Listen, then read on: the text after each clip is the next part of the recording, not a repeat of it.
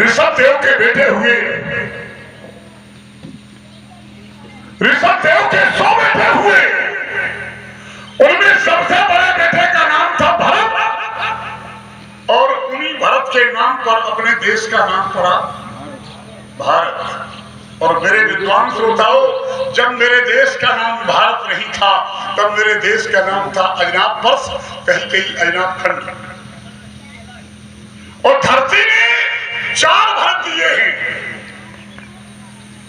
एक ऋषभ देव का बेटा भरत, एक शकुंतला का बेटा भरत, एक कैकेयी का बेटा भरत और चौथा आंग्रस ब्राह्मण के घर में हुआ है भरत और बाद में उसका नाम पड़ गया था जल भरत।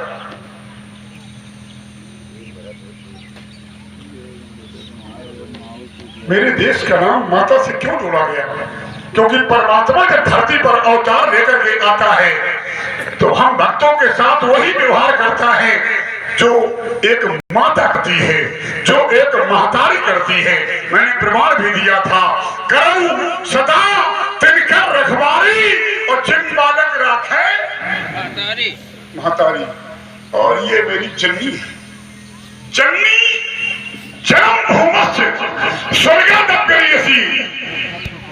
एक ने कहा कि लंका सोने की बनी है, हमें बहुत अच्छी लगती है। तो उत्तर दिया उसके स्वामी ने, स्वर्णमयी लंका नामोचित जन्नी जन्म भूमस्य स्वर्गादप गरीयसी। जो मेरी जन्नी है, जो मेरी माँ है, जैसे मेरी जन्नी और वैसी ही जन्मभूमि, ये स्वर्ग से ऊपर है। आइए, आपने कहा कि परमात्मा भारत की भूमि पर अवतार लेकर के आता है। आज तक परमात्मा ने जितने भी अवतार लिए हैं सब भारत की धरती पर लिए हैं और उनमें सबसे ज्यादा अवतार हमारे उत्तर भारत की धरती पर लिए हैं और उनमें भी सबसे ज्यादा अवतार गंगा यमुना के बीच की धरती पर लिए हैं। सबसे ज्यादा अवतार हम कहते हैं लोग विदेश में बैठे हो यार जी, जब विदेश में बैठे होते हैं तो चर्चा हमारे भारत देश की होती है और जब देश के अंदर होते हैं तो चर्चा उत्तर देश की होती है और जब उत्तर देश के अंदर होते हैं तो जो धरती गंगा और यमुना के बीच की धरती होती है चर्चा उसकी। क्योंकि इस धरती की बराबर दुनिया में कोई धरती ही नहीं है। मेरा कहना है और क्या कहना है सवाल करूं।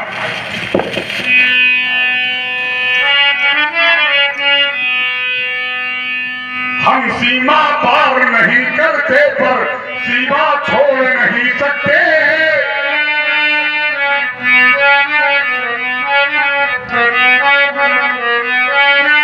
सीमा पार नहीं करते हैं, ये मेरी संस्कृति है, ये मेरा नियम है।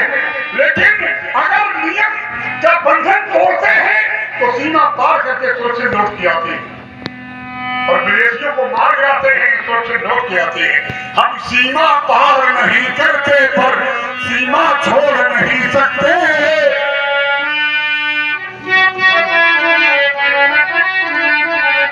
पीछे से पार नहीं करते पर पीछे पैर नहीं धरते। बेटा कहने की सीमा है और सहने की भी सीमा है। अब देशद्रोहियों से कह दो ये राष्ट्रभूमि की सीमा है।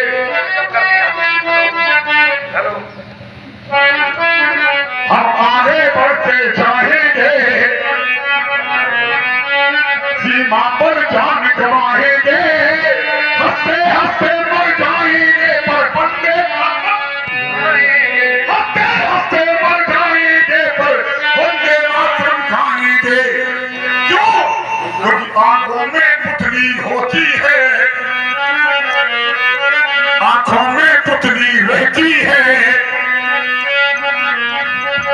अंगूठी में होठ नगीना है। और भारत के अब हर जवान का, भारत के अब हर जवान का 56 इंची सीना है। भारत के अब हर जवान का 56 इंची सीना है।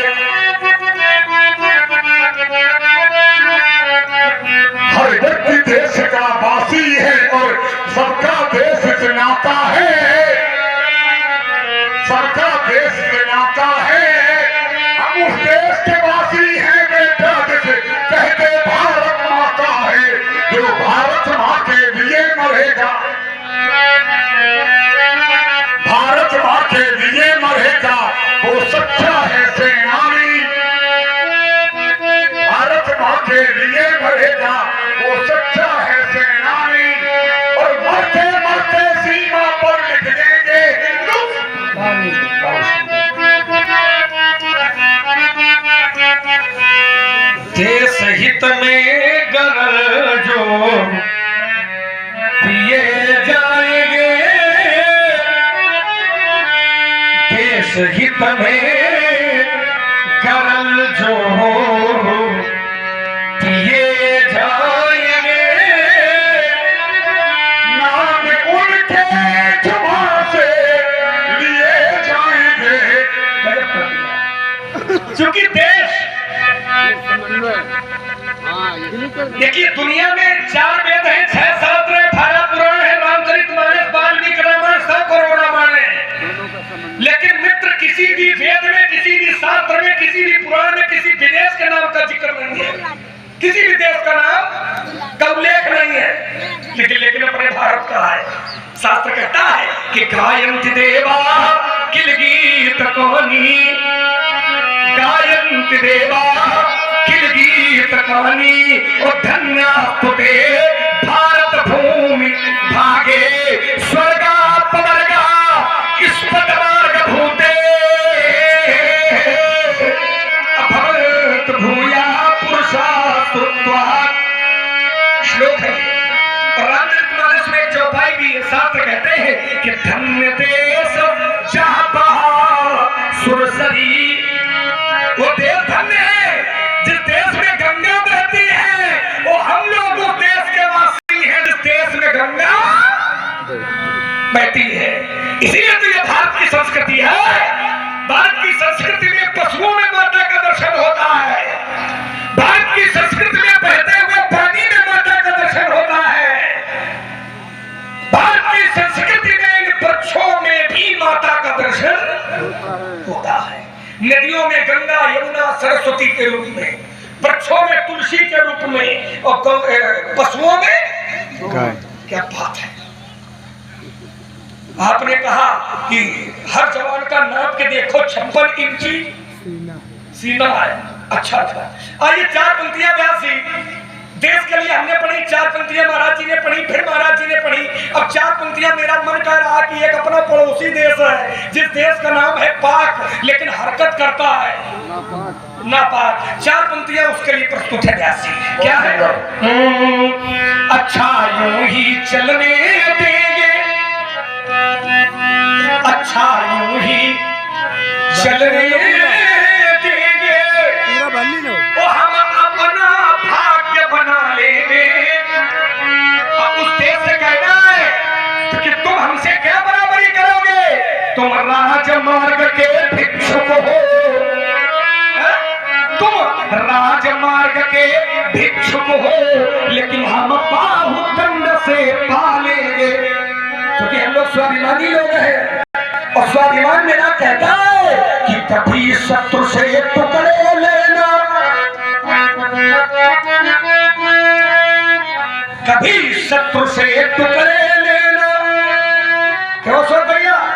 कभी शत्रु से टुकड़े लेना, ये न सीखा है न सिखाया है, और सदा शक्ति से शक्ति उपार्जन इन इतिहासों ने गाया है। एक वहां का बड़ा व्यक्ति है, एक बार उसने भाषण दिया कि इतने अस्त्र बनवाए हैं, ये देखने के लिए थोड़ी है, ये तो भारत पर छोड़ने के लिए है। तो उससे कह देता कि जो अस्त्र हमें दिखलाते हो, जो अस्त्र हमें दिखलाते हो, ये जूठन हमने त्यागे हैं। जो अस्त्र हमें दिखलाते हो, ये जूठन हमने त्यागे हैं, और टुकड़े छोड़े हमने तुमको, तब भाग्य तुम्हारे जागे हैं। टुकड़े छोड़े हमने तुमको, तब भाग्य तुम्हारे जागे हैं। इतनी बार जब जंग हुई, इतनी बार जब जंग हुई, तब भी तुम हमसे हारे थे, तुम हारे थे हम जीते थे, हम जीते थे तुम हारे थे। अब की बार जो जंग हुई, अब की बार जो जंग हुई, तो फिर नामो निशान नहीं होगा। अब की बार जो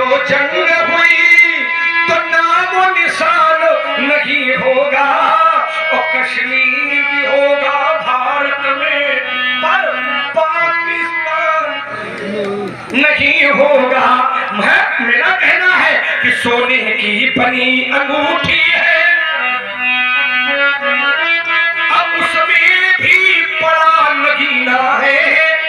महाराज जी ने कहा था इस समय वर्तमान में हर जवान का नाप के देखो 56 इंची, पर मेरा कहना है कि सोने की बनी अंगूठी है। ये चर्चा बहुत पुरानी है, सोने की बनी अंगूठी है।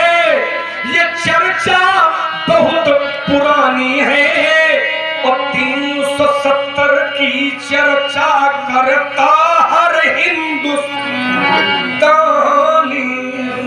370 की चर्चा करता हर हिंदुस्तानी है, तो 370 यहाँ पे 200 है। और हाँ, परमात्मा जब अवतार लेता है व्यास जी, तो भारत की भूमि पर लेता है। परमात्मा जब धरती पर अवतार लेता है तो भारत की भूमि पर अवतार लेता है। अगर परमात्मा वरदान दे देता है तो 12 महीने की साल को परमात्मा 13वां महीना बना देता है। अगर परमात्मा वरदान दे देता है तो 12 महीने की साल को तीसरे वर्ष में 13वां महीना बना देता है और 13वें महीने में भी परमात्मा नरसिंह के रूप में अवतार लेता है। परमात्मा का नियम है। लेकिन नरसिंह बनकर के भी वही काम करता है जो परशुराम बनकर के करता है, जो बाबर बनकर के करता है। नींद कमर शुकर नरहरि बाबर परशुराम बंधई, जब जब ना सुरंग पायो नाना कंध तुम्हें नसायो। अगर परमात्मा किसी को वरदान दे देता है तो वरदान की पूर्ति करने के लिए हर तीसरी साल में एक मधुमास का महीना बनाकर के 13वां महीना बनाता है और उसमें भी अवतार लेकर के आता है। और एक बात बता दें, जो नरसिंह भगवान का नाम लेते हैं, कहीं भी चले जाओ आप लोग, लेकिन अगर नरसिंह भगवान का नाम लेकर के उस नगर में प्रवेश करोगे तो तुम्हें कभी भय व्याप्त नहीं होगा। प्रमाण मेरे पास है। समाने भगवान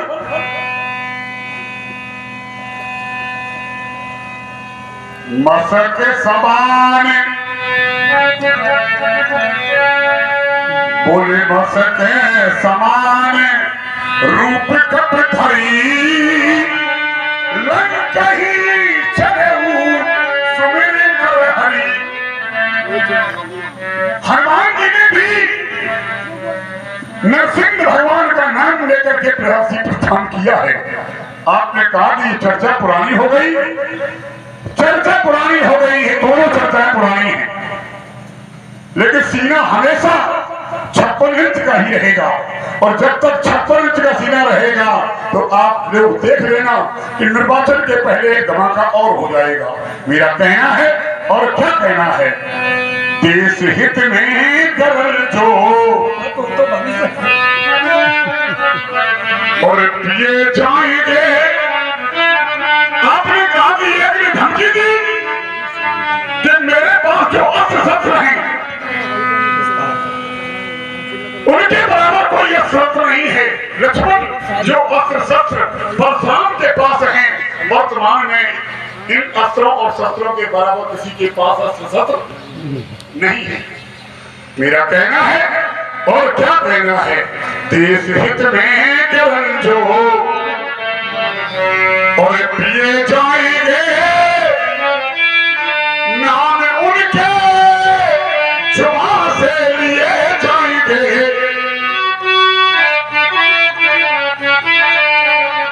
और जिनकी अर्थी उठेगी, जिनकी अर्थी उठेगी मेरे वतन के लिए, लेखनी से नमन को किए जाएंगे और लेखनी से उन्हें नमन किया जाएगा। और मेरा ये कहना है कि सैकड़ों सैकड़ों भाई उनको नमन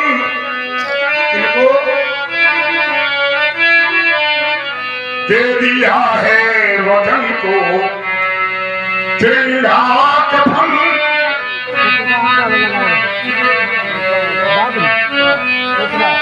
सैकड़ों सैकड़ों बार उनको नमन, दे दिया है वतन को तिरंगा कफन। जिन्होंने मेरे देश को तिरंगा दे दिया है उनको नमन है। कर मिलो है सचिन को बनाया गया,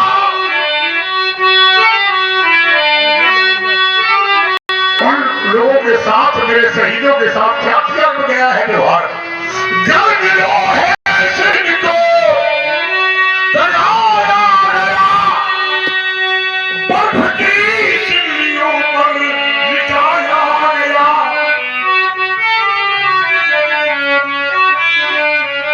बर्फ की सिल्लियों पर लिटाया गया।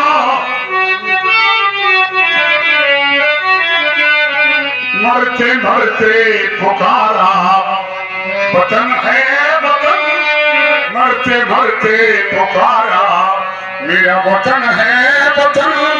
सैकड़ों सैकड़ों बार उनको नमन, त्रिपुरी पठन को बनाया गया, त्रिपुरी पठन को बनाया गया।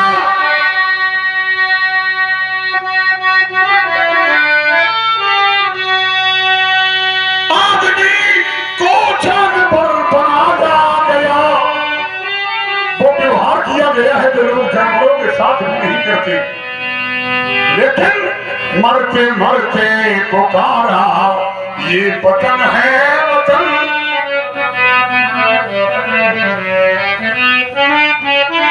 मरते मरते पुकारा मेरा वतन है वतन। सैकड़ों सैकड़ों बार उनको नमन, दे दिया है दे दिया है दे दिया है वतन को तिरंगा कफन, दे दिया है वतन को तिरंगा कफन। बहुत सुंदर दो पंक्तियां इस संदर्भ से जुड़ी हुई अंतिम है मेरी। एक बार एक बालक माँ का सीमा पर देश की रखवाली कर रहा था। माता जी से बच्चे की बात हुई। बच्चे ने कहा माँ मैं कल आ रहा हूं, आपके शरणों का दर्शन करूंगा। माता रात भर सोई नहीं, पुत्र के आने की प्रतीक्षा करती रही। जो ही सवेरा हुआ माता ने स्नान किया, भगवान का पूजन अर्चन वंदन करने के बाद माता ने पुनः एक आरती की थाल सजाई और बेटे की प्रतीक्षा करने लगी कि आज मेरा बेटा मेरे पास आ रहा होगा। माता समय देख रही थी, बेटा आ रहा है, लेकिन दुर्भाग्य था कि बेटा नहीं आया था। आज बेटे का शव लिपट करके तिरंगे में आ रहा था। यही माता ने वो आरती की थाल उठाई और दरवाजे के बाहर निकल करके खड़ी हुई और जो ही तिरंगे में लपटे हुए बेटे का शव देखा तो माता का हृदय फट गया। माता रोने लगी और जो ही माता के रोने की आवाज पड़ोसियों ने सुनी तो सभी लोग घर से निकल आए और वो पूछने लगे मैया क्या हो गया। तो माता कुछ शब्दों में अपनी व्यथा प्रस्तुत कर रही है। शिवरंजनी, राग शिवरंजनी।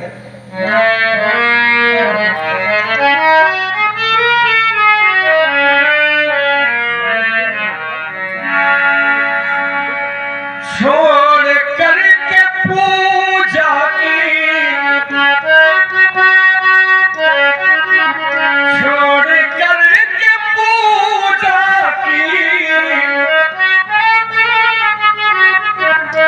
छोड़ करके पूजा की, था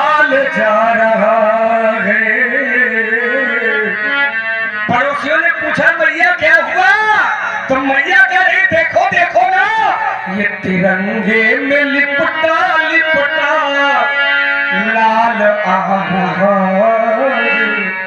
तिरंगे में लिपटा मेरा लाल आ रहा। माता से पड़ोसी ने पूछा हुआ क्या है, तो माता कह रही है जिसने माँ की सेवा की, इस बच्चे ने मेरी बहुत सेवा की है, जिसने माँ की सेवा की फर्ज निभाया है, जिसने माँ की सेवा की फर्ज निभाया है, माता की माता की भी ये माँ है, माँ की भी माता का कर्ज चुकाया है, माँ की भी माता का कर्ज चुकाया है,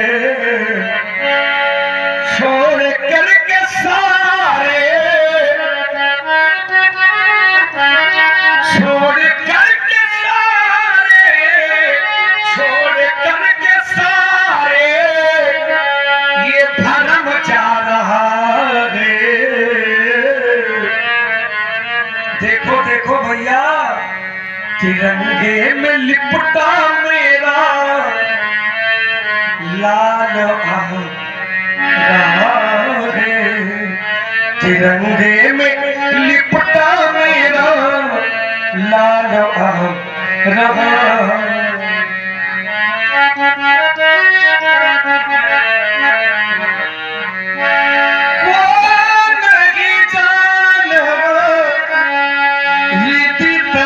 संसारा